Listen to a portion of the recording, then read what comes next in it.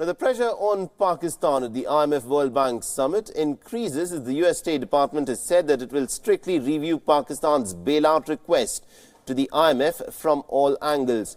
Now, a day after the IMF launched formal bailout talks with Pakistan, the US State Department has upped the pressure on Pakistan by saying that it will review the country's bailout request to the International Monetary Fund and will view this from all angles including the country's debt position, as it appears to hold a massive amount of debt from China.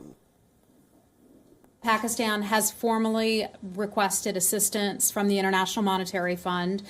In all cases, we examine that closely from all angles of it, including Pakistan's debt position in evaluating any type of loan program.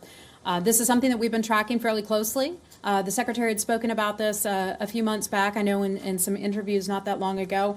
I think part of the reason that Pakistan found itself in this situation is Chinese debt, and the fact that there's debt that governments have incurred that they maybe thought wouldn't be so tough to bail themselves out of, but has become increasingly tough.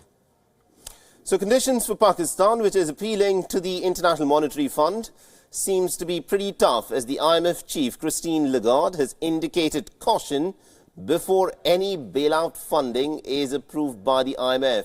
Now, speaking at a news conference in Bali, the IMF chief, Christine Lagarde, has said, and I quote, "In whatever work we do, we need to have complete understanding and also absolute transparency about the nature, size and also the terms of debt that has a bearing on a particular country," unquote.